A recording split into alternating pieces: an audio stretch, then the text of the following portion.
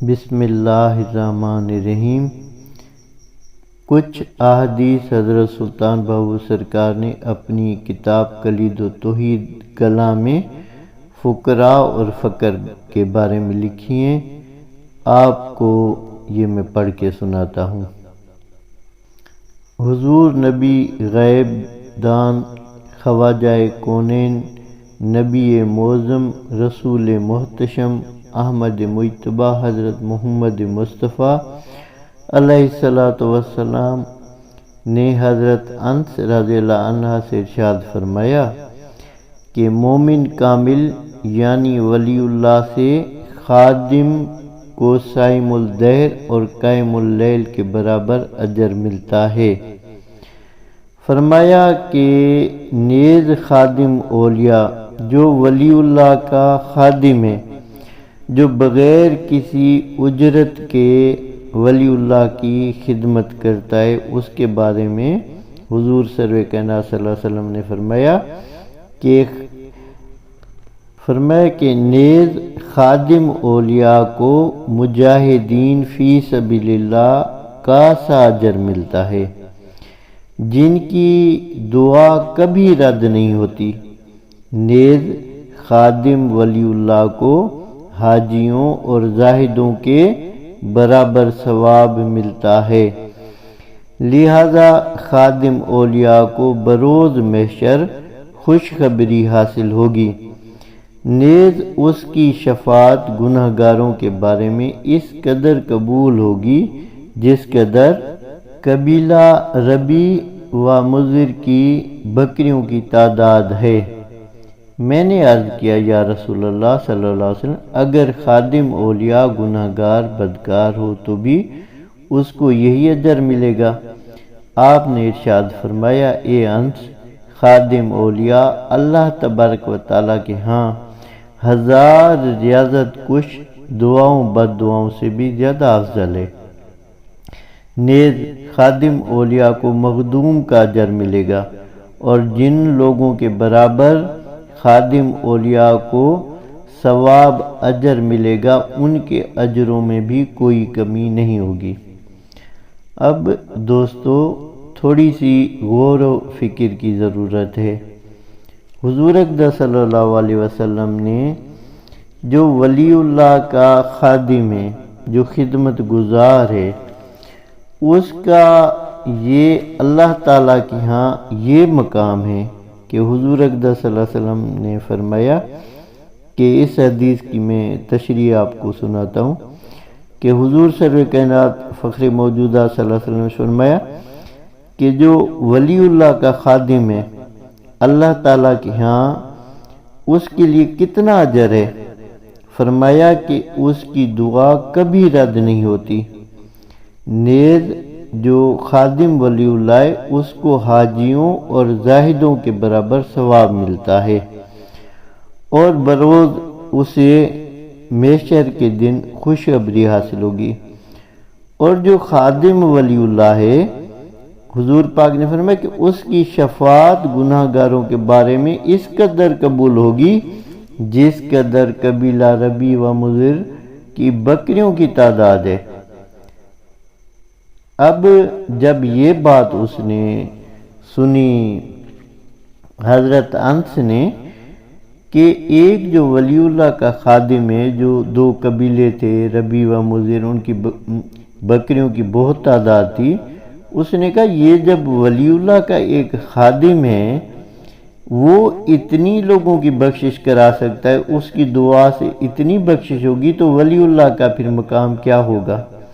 اس نے حضور کی بارگاہ میں عرض کی، یا رسول اللہ، اگر خادم گناہ گار ہے، بدکار ہو، تو بھی کیا اس کو اتنا اجر ملے گا؟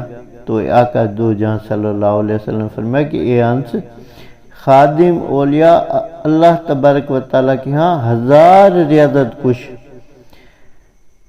کی دعاؤں سے بھی زیادہ افضل ہے۔ حضور اقدس صلی اللہ علیہ وسلم نے فرمایا کہ 1000 زاہد اکٹھے کیے جائیں، ان سے بھی اللہ کی نگاہ میں زیادہ جو خادم ولی اللہ کا خادم ہے، وہ زیادہ اللہ کی نگاہ میں زیادہ افضل ہے۔ اور فرمایا کہ نیز خادم اولیاء کو مخدوم کا اجر ملے گا اور اس کے ثواب و اجر ملے گا، ان کے اجروں میں بھی کوئی کمی نہیں ہوگی۔ پھر حدیث پاک میں آتا ہے کہ حضور سید عالم نور مجسم شفیع معظم صلی اللہ علیہ وسلم نے ارشاد فرمایا کہ 3 چیزیں تمام چیزوں سے بہتر ہیں: علم، فقر، زہد و تقوی۔ ایک شخص نے بارگاہ نبوی صلی اللہ علیہ وسلم کی خدمت اقدس میں حاضر ہو کر عرض کیا کہ یا رسول اللہ صلی اللہ علیہ وسلم، فقر کیا چیز ہے؟ آپ نے فرمایا کہ فقر ایک خزانہ الہی ہے۔ پھر اس شخص نے عرض کیا کہ فقر کیا چیز ہے؟ آپ صلی اللہ علیہ وسلم نے فرمایا کہ فقر اللہ تعالیٰ کی کرامت ہے، جسے اللہ تعالیٰ ما سوا انبیاء کرام، مرسلین و اولیاء کے اور کسی کو عطا نہیں فرماتا، اور ایسے صاحب کرامت بندوں کا اجر اللہ تبارک و تعالیٰ کے ذمہ ہے۔ پھر حدیث مبارکہ میں آتا ہے کہ حضور نبی پاک صاحب لولاک احمد مجتبی حضرت محمد مصطفیٰ علیہ الصلوۃ والسلام نے فرمایا کہ اولیاء کا کلام گویا اللہ تعالیٰ کا کلام ہوتا ہے۔ جو شخص ان کے کلام کی عزت نہ کرے، اس نے گویا کلام الہی کی بے عزتی کی ہے، اور جو شخص فقراء سے بغض رکھے گا، اللہ تعالیٰ ان کو اس کی شرارت اور بغض سے بچا لے گا۔ حضور خواجہ کونین صلی اللہ علیہ وسلم نے فرمایا کہ اللہ تعالیٰ نے تمام مخلوق کو زمین کی مٹی سے پیدا کیا اور انبیاء کو جنت کی مٹی سے پیدا کیا۔ جو شخص اللہ تبارک تعالیٰ کا حقیقی بندہ بننا چاہے، اسے چاہیے کہ فقیروں اور درویشوں کی تعظیم کرے۔ حضور نبی کریم وما ارسلناک الا رحمت للعالمین علیہ افضل الصلاۃ والتسلیم نے ارشاد فرمایا، اہل سروت لوگ دنیا آخرت میں محتاج ہیں۔ اگر فقراء نہ ہوتے تو مالدار تباہ و برباد ہو جاتے۔ حضور نبی اکرم رسول معظم علیہ الصلوۃ والسلام نے فرمایا، اہل سروت لوگ درویشوں کے اس طرح محتاج ہیں جیسے اندھا لکڑی کا محتاج ہوتا ہے۔ حضور نبی پاک صاحب لولاک علیہ الصلوۃ والسلام نے ارشاد فرمایا کہ جو شخص کسی اہل سروت کی اس کی مال کی وجہ سے تعظیم و تکریم کرے، اس پر اللہ تعالیٰ کی لعنت برستی ہے۔ اگر کوئی مال و دولت رکھتا ہے، اس کی دولت کو دیکھ کے متاثر ہو کے تعظیم کی جائے تو حضور اقدس صلی اللہ علیہ وسلم نے فرمایا کہ اس پہ اللہ تعالیٰ کی لعنت برستی ہے۔ اور جو شخص کسی فقیر کو اس کے فقر کے باعث حقیر سمجھے، اس پر اللہ تعالیٰ کی لعنت بھی ہوتی ہے، نیز آسمانوں میں اس کو اور اللہ کے رسول کے دشمن کے نام سے پکارا جاتا ہے۔ استغفر اللہ۔ حضور اقدس صلی اللہ علیہ وسلم نے فرمایا کہ کسی کو فقیر کو صرف حقیر سمجھنے والا حقیر سمجھتا ہے، اس پر اللہ تعالیٰ کی لعنت بھی ہوتی ہے، نیز آسمانوں میں اس کو اللہ اور اس کے رسول کے دشمن کے نام سے پکارا جاتا ہے، اور اس کی دعا بھی مستجاب نہیں ہوتی اور اس کی حاجت بھی پوری نہیں ہوتی۔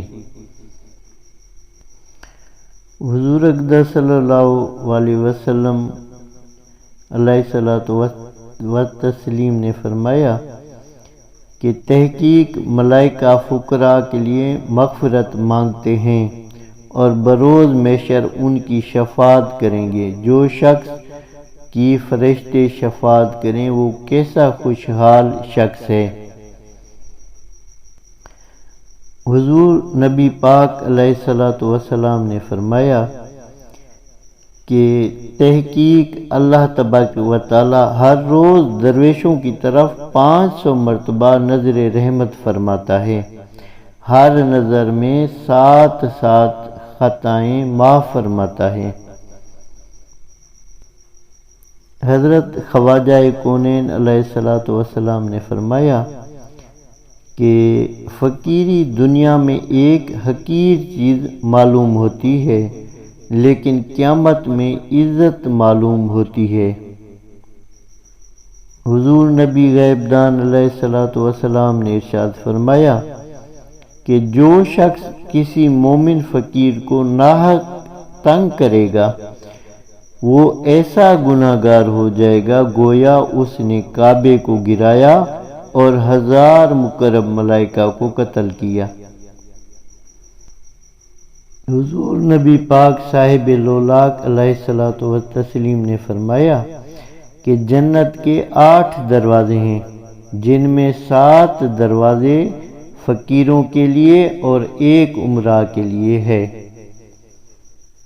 حضور نبی کریم علیہ الصلوۃ والسلام نے فرمایا کہ تحقیق علماء ربانی اور فقراء کی بدولت اللہ تبارک و تعالیٰ کی اس امت محمدیہ کی طرف نظر خاص عنایت ہے کیونکہ علماء میرے وارث ہیں اور فقراء میرے دوست۔